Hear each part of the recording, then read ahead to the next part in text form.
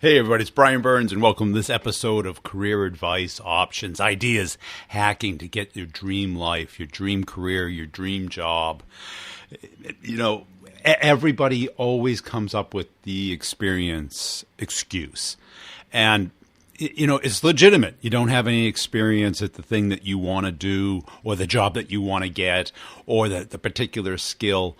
And, I think it's a lot more of an excuse than it is really a reason. If you really want experience, you can do it today pretty much on anything, no matter what. I got to believe that if you showed up someplace and you said, hey, I'll come in and I'll work whatever amount of time for free. All I ask in return is just for some feedback, some advice, some guidance, and there, boom, you've got some experience.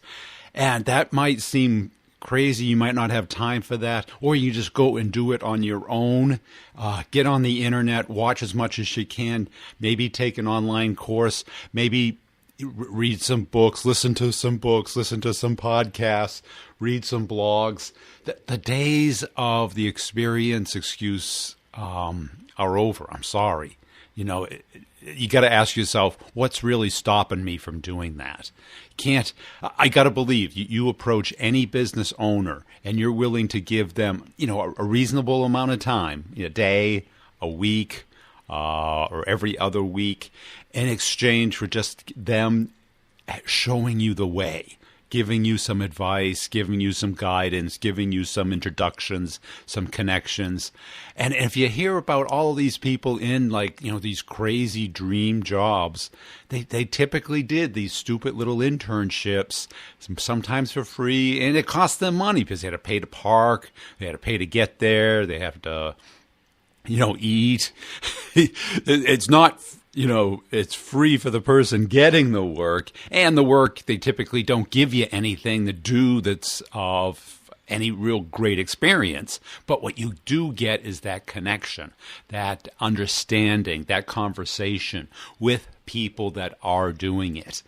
My experience story was the first time I got into a high-tech job as a, kind of a nobody gopher tester of software. Now you got to understand, I barely knew how to type.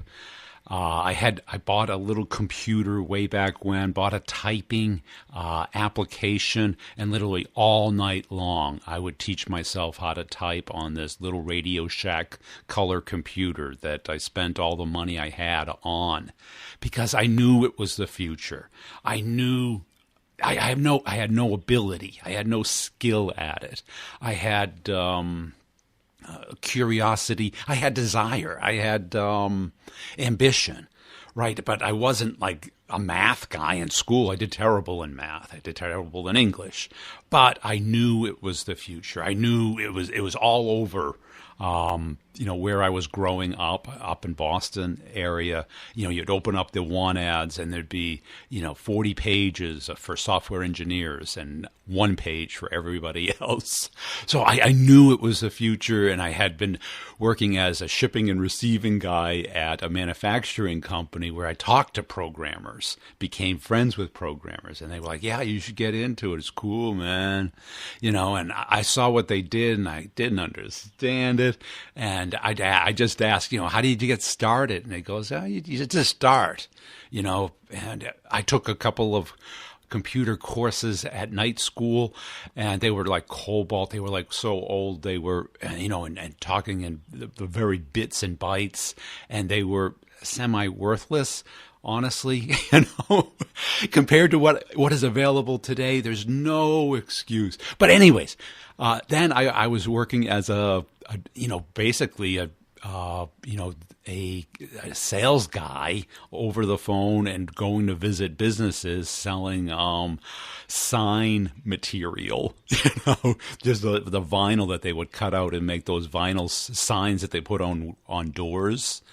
And I was selling that material essentially door to door from business to business, not business to consumer.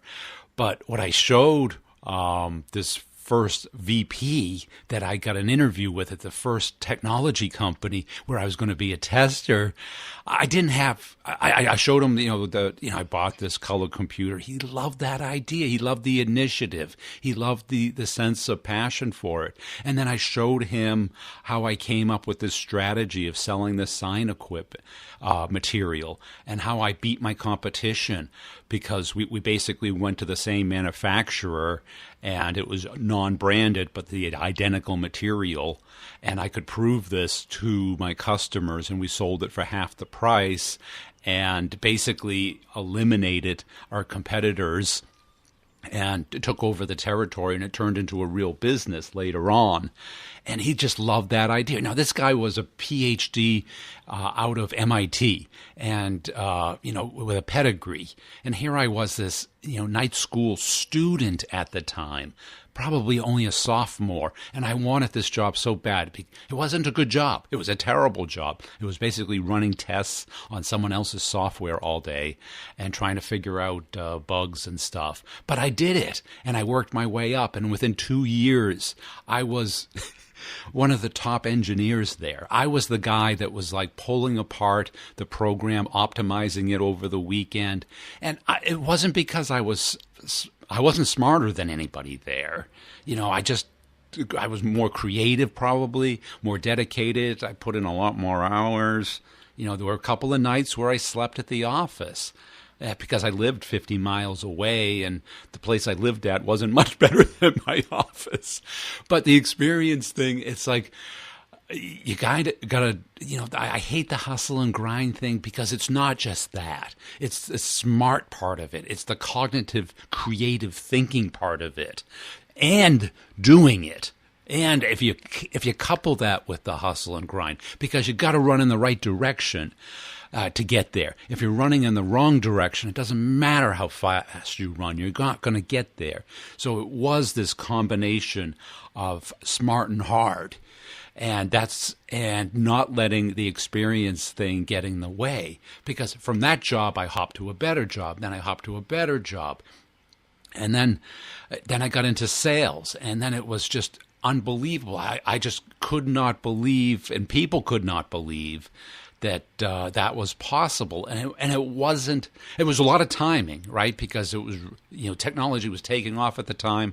The demand for people and the demand for, people who were willing to figure things out and do the stuff that nobody wanted to do and travel and learn new things and to be able to communicate ideas and differentiators was in high demand.